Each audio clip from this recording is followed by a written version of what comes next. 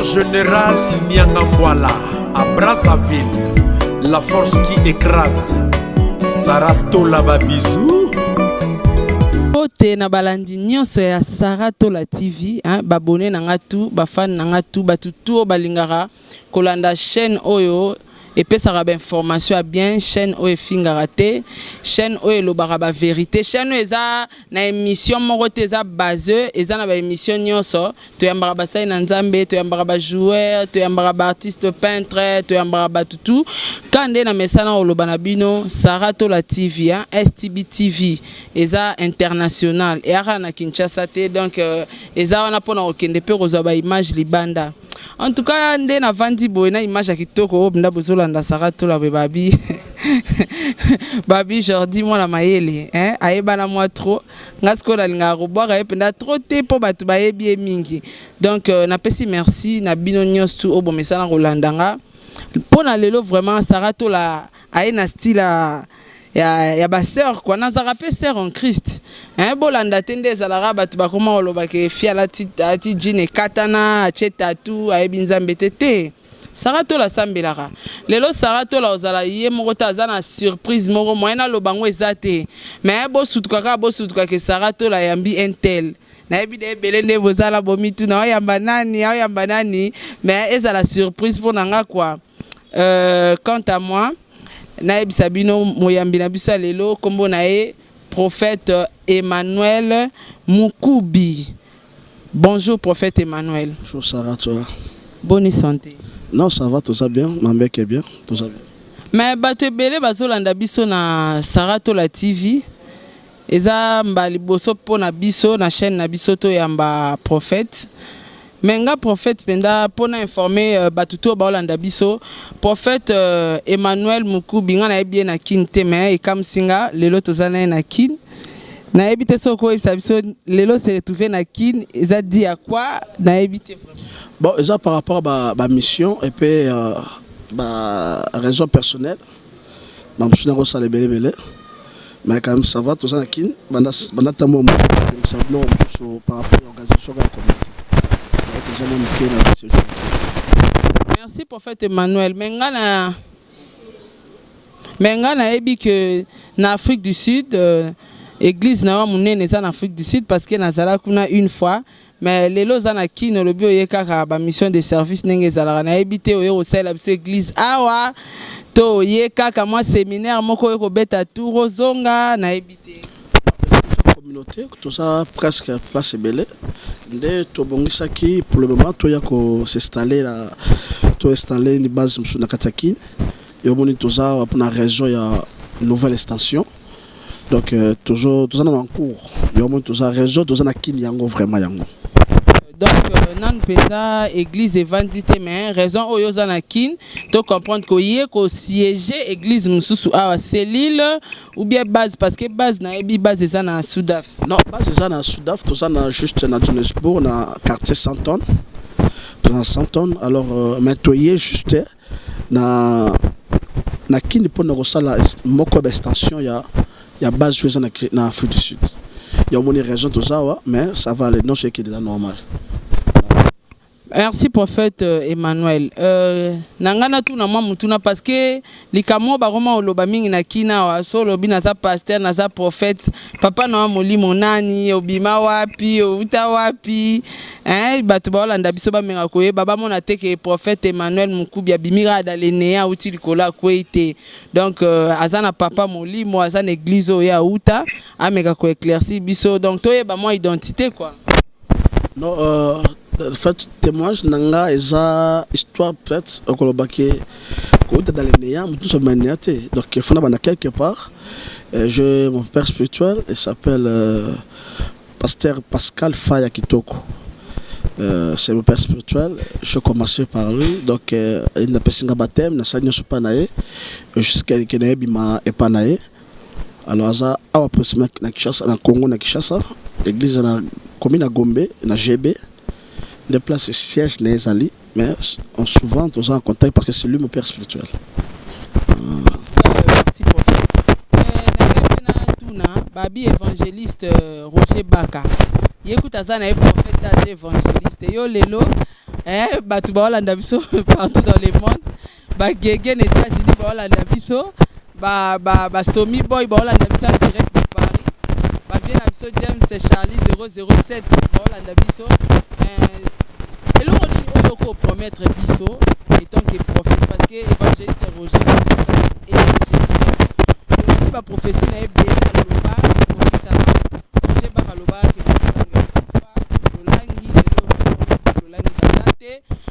kolanda na landi alobi ke azomona va moko boya partir à première il mettait ti komata kuna donc va moko mabezo et puis grand artiste moko ya mboko yo moyen atanga kombo ezate poyo yebika mboka na biso nde ezalaka babi ke akufa kala mingi te au moins ye aza évangéliste même makam na ye presque nyonso azoloba ezokokisama prophète Emmanuel Mukubi yo promettre biso nini parce que tu es belle bandimela sous prophétie. Ouais, vous avez raison parce que est-ce qu'il y a faute dollar c'est que vrai dollar pesa. Par rapport à la question posée à Roger Baka, bon, pour nous habiter, comment on a vision, comment on a don le but comme prophète. Bon, on a habité. Est-ce qu'il y a ça pour la prophétie qui va être prophétie qui va malheur? Mais esa prophétie pour prophétie za la ya malamu te ya pesi biso prophétie pour te comprendre que aza malgré mi benga évangéliste Roger Baka mais bato va comprendre que pesa la prophétie à solo. Non Sarah ndongo vandi wenza mpa kokola na butunza malobelo pe professeur de salami et bi to comme prophétesse. Donc to confondre maman Nzambe te. Au cause de la carte, il y a la Bible, tout ça dans le ministère, tu as le ministère prophétique, tu as le don prophétique. Il y a un don prophétique, le but est comme prophète. Alors, don prophétique, c'est que quand on a reçu grâce, l'autre, l'autre, le camo, le l'autre, et donc, on reçu grâce, le but est comme prophète. Alors, on va confondre erreur et quand c'est bien, on va prophète, parce que on a là l'autre, ma cambe, salami, n'attend comme prophète. Donc, le camp comme un prophète, c'est un beau tamarandé prophète. Au cause d'un don et la prophétie, mais pour botter demander prophète. C'est pour ça que tu vas ça dans le ministère prophétique pour azala don moko boena trois prophéties attendre pas toi comme prophète. On a simango ça va dégâts belé comme prophète. Mais le kabuya prophétie va botter manango. Quand Dieu donne des visions, il donne aussi des provisions. Il y a péché vision, c'est qu'il y a péché provision pour garder les kabuya na garder ministère na pour équiter na souka parce que un prophète c'est quoi? Donc on un prophète. Oui bien attendre kala zaka ba prophète ba nova na ba ville te. Attendre kala prophète na zamba. Souka bimi na ville, c'est ka bimi na deux messages. C'est que message à bonheur soit à malheur. Et là, comment à quoi prophète, comment à quoi prophète, comment à quoi prophète. Oui, et c'est qu'il y a faux dollar vrai dollar à payer. Donc c'est qu'il y a vrai zali, c'est qu'il y a faux peu bazali. Donc pour nanga, ce qui réellement nous dans le Roger Baka, à mon avis, le courant à gloire au Seigneur. Oh.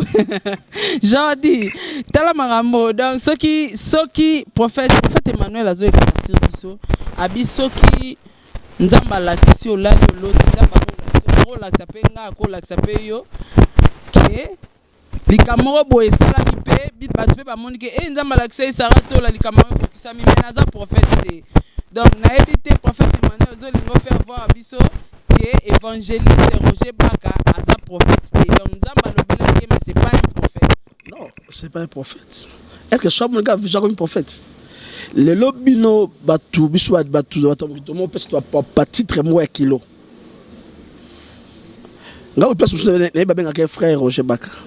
Ouais mais nga pe na ebi azara frère Roger Baka ba période ba film nigérien singa na ebi frère Roger Baka na ebi passionné na mone ya théâtre na mone kaka a film nigérien na ba TV et si so ba consacrer peut-être na ebi mais na mone ka frère Roger Baka nga benga frère Roger Baka. Donc ceux qui ont eu grâce à la prophétie, pourquoi pas donner des bons côtés?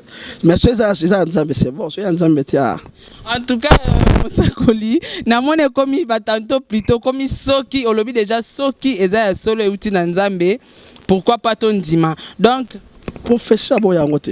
Mais bibelobi, on refuse pas la prophétie mais on examine les prophéties. Pas examiner la prophétie, il y a malam aujourd'hui.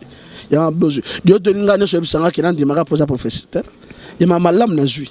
Mais ba prophétie ne ko kisama yo ebisi bisoni yo ndo faut confirmer ko kisama Pourtant aloba on a zalaka te. Aloba ngo ka na ba internet na biso na ba youtuber na biso batalango. Nga ndango te. Sur landango te. Yom do landango, yom do kofuna avec ekokisama. Landango te. Landango te mona kofuna likambo na landango te zate. Mais au moins maman Langi na papa Langi moli mona bango pe mana kimia lelo bazate batika biso meza prophétie oyo évangéliste Roger Baka ninga mibengara alobaka na biso et puis lelo yo tozo c'est la grand artiste mune na mboka na biso ngana yebi komba artiste ngo mais moi na lobango ezate parce que oyebika eza mangambaliwa atika biso prophétie wana utaki na munoko évangéliste Roger Baka. Ah. Baliwa na baliwa. Et puis ça maman ça les grâce à message baliwa kaka na éviter. Même ça va professeur baliwa na éviter. Ce cas mikolo a joué grâce baliwa na éviter mais non c'est ensemble l'accepter grâce monsieur soit professeur monsieur il y a grâce ya pe ba monsieur à mon bien. Ka baliwa to tika banane. Donc docteur le baké ya ota exception nzamba zoboma. Monsieur nda comprendre quand nzamba kiti. Il doit comprendre donc biso bon quand on a complètement profondeur parce que na habité ça nous dans le bélier na habité ça nini ça va rimer na habité mais na la nyangote na yoki nyangote moi na confirmer ba belé ça mais longa na yebi nzamba bon ça va projet bonheur mais non à malheur si non ba projet bonheur à malheur nzamba grâce. Malheur peut quoi, il y a plein de gens qui changent. Je connais la Bible, il y a un roi Moko Ézéchias, ton Zamba Pessi, prophète Esaïa, Pessi, message Kazo Koufa. Bible dit, ton roi a déchiré Blamba, avant de se souvenir, il dit, Seigneur, souviens-toi de moi. Nzamba a changé, lui, a passé 15 ans en vie. C'est que Dieu, c'est un Dieu de grâce. Et c'est quand on est quitté, à l'objet de il y a, je crois que il y a Jérémie. Jérémie 15, 18 à 21. Pourquoi ma souffrance est-elle continue? Pourquoi ma plaie est-elle douloureuse? Nation qui verset 19 bilobi, so kangami nanga na répondre yo na ozaluka munoko na yo. C'est que Nzamba capable de changer malheur comme un bonheur. Donc toujours souhaiter que malheur était abattu, maintenant souhaiter que bonheur abattu. Ce qui Nzamba le blé Roger Baka que ma bezali Nzamba kitama wana yepo. En tout cas, ngape touché ngai po ngape na yebi nzamba za nzamba grâce za nzamba mawa. Pourquoi pas tant ozora ba révélation wana oyebisaka nzambe révélation na zui azana mosali na yo pusa taliwa ngwe ko matamwa musika na ye lisusu po ke batu bazana on a besoin na ye mais na yebite prophétie ka ndenge papa zolo ba awa ke azui prophétie azwara ba prophétie liwa ba prophétie mabe na azwa prophétie malamu te mais prophète Emmanuel na ngambu na yo oko promettre biso nini bana nzambe o bazolanda biso partout dans le monde parce que biso eza monde entier bazotala biso bakoki kokanga nini na prophète Emmanuel ayeli biso nini mupepe nini na sika yo yeli biso memeli biso parce que tomoni ba prophète babimi ebele. Et puis na ebela ba prophète ngo babimi la plupart pe ebele bazondima bango te bazopesa ba prophétie zokukisa mate makamnyo sto ezozala vraiment bien te yo memeli biso nini. Je crois que battous parlant d'abiso na minute yo na pesi ba bonsoir na bato baza ba payer da butu na pesi ba bonjour ba après-midi ba payer nyos parlant d'abiso na minute oyebi ministère nanga c'est la foi ministère ezali déjà ministère à foi. Ça non, le nom de l'église, ça veut dire la foi et miracle. Alors, mais tout ça basé sur la foi. Parce que tu ne peux pas faire, donc ça, comment tu sais qu'on dit mes alliés. Il y a un moment, dans quelques minutes, on a une image, il y a une extension de la kilite. Et bato bazona ba sida bazobika bato bazona ba kyste bazobika bato amba se disparaître bato paralysie se disparaître de ba myome se disparaître déjà par rapport à nini parce que mutabik saka eza prophète mutabik saka eza pasteur de mais mutabik saka eza nzambe et tango ye na kondima na yo otie pa nzambe kondimana kutana musala nzambe ndem tabiki yango moni même na Bible lo bana mkanda ya Marc 5 verset 25 ya mwasho atanga makila akaro simba Yesu makila be ngata te mais à cause ya foi tanga simbe lamba Yesu ne makile kata parce qu'il avait azaki na foi donc mutu ne soit na minute yo n'a pas espoir moko ça veut dire place nyoso au monaki be chèque l'année passée na mois passé tout na mois autobandi to bandi année 2018 aujourd'hui vivre un chèque aujourd'hui vivre un problème on vivre un problème sérieux numéro ça on a benganga et au coup un petit contact ici place donc petit contact no bani kondimano et ko ça pe kan na internet wana nzama big show si place dans les cameroun so déranger na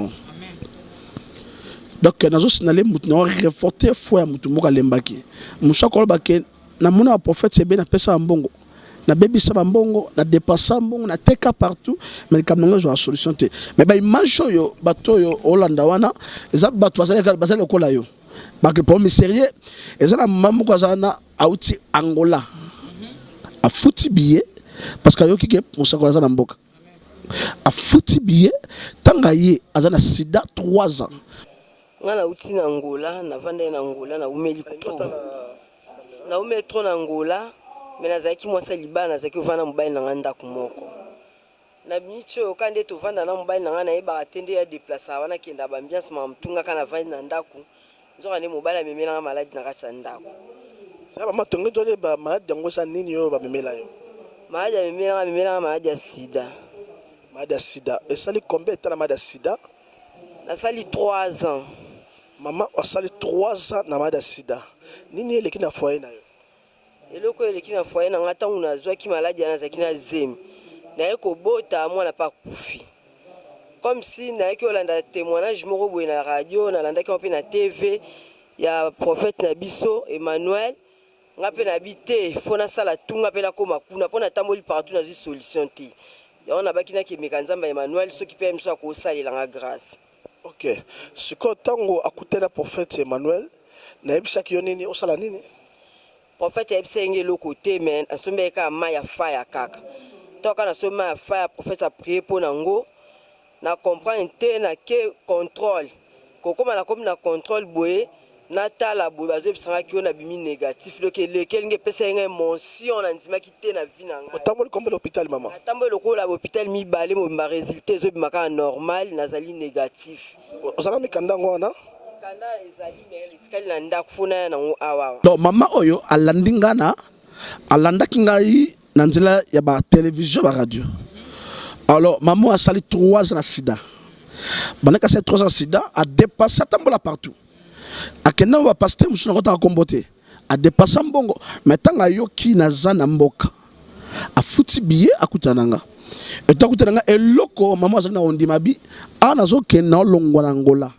na landi musakol na radio ne bat bazo bika ba témoigner ngapi na kina témoigner otonga ye na kondima na ye aye pas témoigner histoire ça ni si on mona mobile na kufa mbala kufa mwana akufa ye moko ay constater ana sida mais tant ajuise maki robota batalike basalike ana sida mais la sida wana tonga yoki atambola de bisambongo soit le témoignage na yo kaninga bébé sa montambongo mais aye na sambeka pour na maya meli na tinda que ça test d'hôpital si de disparaître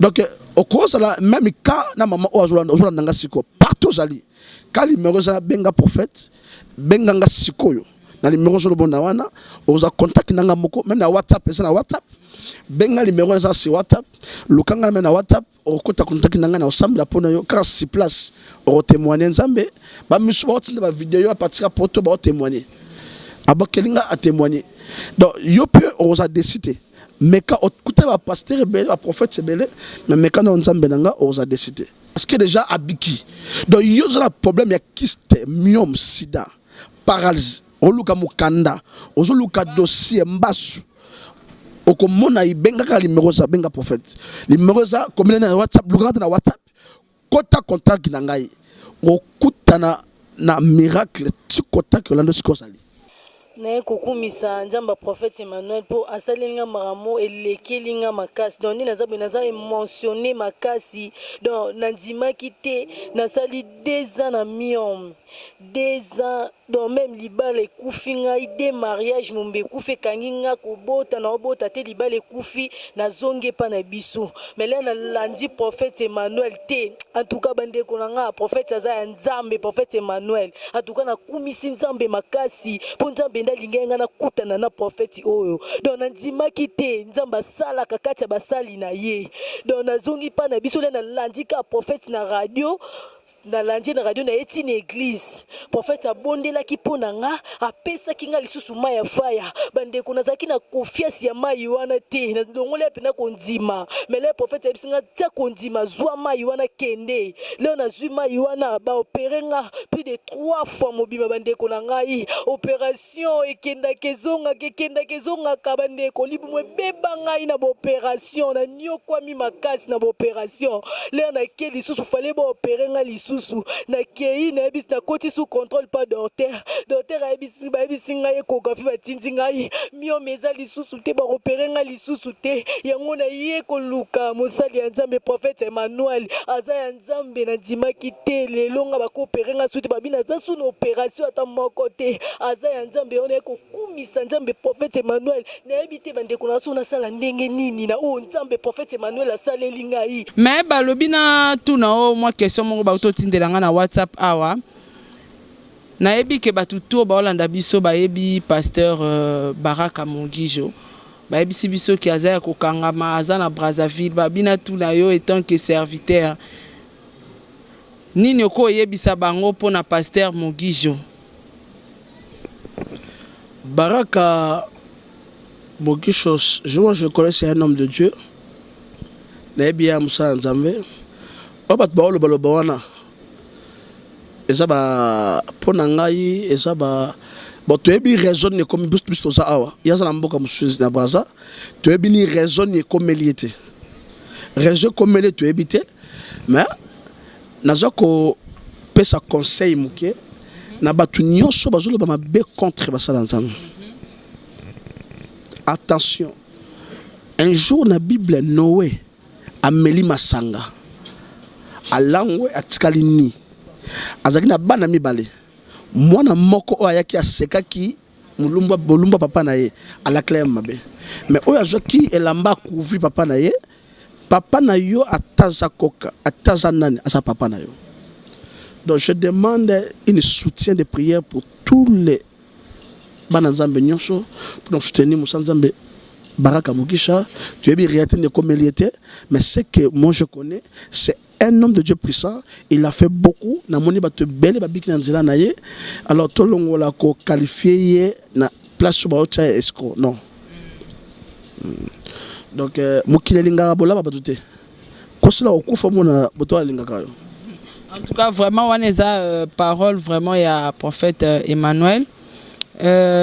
Question suka o nanga ki vraiment na tunayo lelo tozomona na internet ndenge moko na makamba ba musicien ndenge moko tokomona basai na nzambe bolingo penze zate ekomi ba rancune bambwakela mutu mususu soka zui problème mususu asepeli babiloko moko ndenge wana na ebite ezadi akwa na ebite conseil nino ko opesa na ba prophète nyonso na ba évangéliste nyonso donc na basai na nzambe nyonso oyo bazolanda biso na minute o bakolanda biso parce que misu bakolanda biso en direct misu bakolanda biso après conseil nino ko pesa na bana nzambe pe biso bandimi na makambo tozomona na internet chaque jour. Oyebi conseil na opesa eza une véritable grâce. Il faut reconnaître grâce mususu. Somoni musala nzamba fingara ba bandinga ba pasteur ana grâce a Musa Nzambe te. Oko sala musala nzambe mais il y a ce problème d'éducation. Parce que bete bato ebele baya na Bible batanga na bango te onza mabenga na tika otanga na saelega mais kotanga est important. Donc bato nyonso yo ba critique Musa Nzambe zo critiquer moninga na collègue na yo ce n'est pas bien. Une véritable grâce fondima mususu po musu apandima yo. Alors denga pisa conseil ce que moninga aza salio mabe lukaye monaye na pesa solo na ye que kofinga ye na réseaux sociaux kofinga ye na ba télévision c'est pas gentil et personne moni musala nzamba finga bato musala nzambete musala nzambete parce que il y a des pasteurs et des pasteurs. Passe-temps et pasteur. Il y a des pasteurs et des pasteurs. Donc passe-temps elle explique à na mama nzambe. Donc musu soza musa nzambe. Alors tolonga conscience que tolonga na ba rythme wana. Tolingana premièrement amour, tous à même pensée parce que mboko Congo, mboko na biso, monde na biso, sur des hommes de doza ini n'aimera monsieur Keliboso. En tout cas, merci prophète Emmanuel. Yo siko zana Kishasa awa. Nasi Rolanda Rapé ba sai nanzambe mususu oya biso ya Kishasa à partir à Afrique du Sud. Na habité pasteur nini penza o monaka ke to prophète nini okopesa ngata komba prophète moko mibale, pasteur moko mibale o penda ke so bazo te amuta simbi penda miko zo sentir que non là c'est un homme de Dieu. Bon, ya liboso dalinga makasi lokola Marcelo Tunaster. Marcelo Tunas peut-être sur la nanga na jeu salut en passant. Ya imbale dalinga su makas ah ba belé hein. Na pesi de chief, na bien ngake chief ne masikatenda. Et bien ngake tellement makasi na papa nanga lwa Paul Mutombo. Lingaki makasi donc ba belé.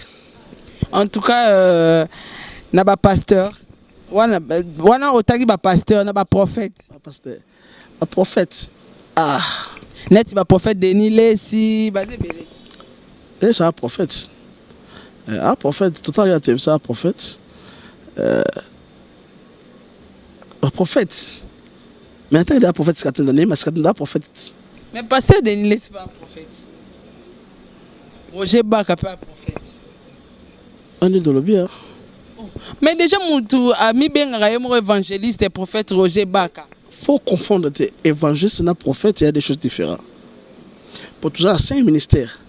Tu as un apôtre, tu as un pasteur, tu as un évangéliste, tu as un prophète, tu as un docteur. Donc, tout le monde peut porter des ministères à la fois. Donc, ce cas évangéliste, c'est un évangéliste. Donc, ce cas prophète, c'est un prophète. En tout cas, ils ont juste ambiance pour la cochiter mission à Bisso. Je pense que un problème sérieux, il y a un beau temps. Et si tu étais bien en Siko, bien Siko, le candidat a numéro zana et zana numéro nanga, numéro nanga est sur WhatsApp. Bien Siko, maman oyo bona, aza maman, dans le numéro nazo linga kopesa yanga, eza 082. Donc on a dit plus 243, 82, 88, 55, 846. Plus 243, 82, 88, 55, 846. On a répété à Souka pour le directeur au coma. Plus 242, 82, plus 243 plutôt. Excusez, plus 243, 82, 88, 55, 846. Donc, vous avez le numéro prophète, ils ont un WhatsApp, c'est place, ben tous les cas, ne pas doit témoigner boy. Ne pas doit témoigner sur l'endroit. Même maman oya yambasu, je me maman oyo bana oti tipo to baye kapo mbaso messi la raté. Ah, le bina veto avant-hier dans l'église bana comment ya awa. Na bela malade ya lokoloka oyo na saka 2 mois na tambula te basali sanga pa mère mo na kamuka jour na zongi awa na ye awa premier jour na melima ya fire na komo sentir ba passe ngaki ndeni ni likolo mama na sasa sanga ndeni na mama passe na mona mercredi passé na kokiti na bila leki na malade na zongi leki na bi na bi ndeni na bi tokende ka toya lobita na ye awa papa to la ki vele na zonda na ya simi ngai le na la ki papa na la ti talon donc akumi ko na papa donc image zana au moins maman lobaki maman zo lobabi na yebiti na sala nzambe nini donc ko vimba poteza la ke makasi donc pota et disparaître et le colo et Kofi Mbesili mon maman so témoin ba ne bazawana donc na ole bisa mutu so nga minute so pour mo bota pour malibala la pongi bien te ba mari de nuit ba femme de nuit ba problème sérieux sida kiste myom ba peraka aussi mbaraze mité donc il y a benganga numéro oyo on appelle sur sikoyo il y a plus 243 82 88 55 846 benganga numéro oyo rejoindre mo en direct et na WhatsApp soit tu na WhatsApp comme na WhatsApp donc on contact na dans service et je vois que service na ngana ko ndimana yo o témoigner nzambe de ba toi témoigner nzambe. Merci beaucoup prophète Emmanuel tokomi na suka émission na biso moi ba salutation na yo bon ba salutation na ngana pesi d'abord toutes mes communautés mbote na pesi ba ninga nyoso pour me batanga ba comme souhaité et naturellement ba ke na pesi par maman na famille nanga nyoso bazana poto na pesi ba nanga bazana poto bandoko belé et na pesi pe mbote dengo sali na équipe na chaîne no bimba Sarah to la TV dans la pesi no mbote makasi et na pesi mbote na ngai na le grand prophète Neema Sikatenda mbote na yo le grand prophète Neema Sikatenda na pesi mbote na ngai na benga conseil nanga le pasteur Marcel Tunas na pesi mbote na ba papa nanga Lopol Mutombo et pourquoi pas na mentor nangai pasteur SP Mbakadi ya Mangembo na pesi mbote de belé donc mbote makasi et na mutu sola nanga ko bo santé benga prophète d'après mission autant mission yo benga déjà mosakoli moto de jopela donc ningo benga si place aussi peut solution maman si place donc solution il y a 5 minutes maman si oh sida oh ni ablo amike donc so benga siko mon changement côté. En tout cas, merci beaucoup. Quant à moi, je remercie toute mon équipe technique. Merci et belé na producteur na sponsor na numéro 1, monsieur Joseph l'homme blanc en teint noir. Na pesimbo te na Gege, Babi Gege depuis États-Unis, je te salue Gege mon grosso. Na pesimbo te na James Charlie 007. Na pesimbo te na Stomy Boy aka Fulek Bobo Beloy na batutu ba fan nanga tout o balandaranga o balingaranga o bakomelanga na WhatsApp ba numéro pe na ebité kombo na ebité mwana pesa bino pe ba mbote bino nyonso ezate mais répertoire nanga mobimba bokomelanga batutu bolinganga na pesi bino mbote na suka ya émission bozwa ba balancele bino ba image ezawana bomona ba image ya kitoko bomona ba image o batu bazo témoigner malade ezo bimana nzoto to ponika ba l'essentiel mais ba image ezebele na réalisateur nanga otchela bino ba image nyonso tout bino mo botala. Quant à moi, je vous dis merci, ciao, à la prochaine.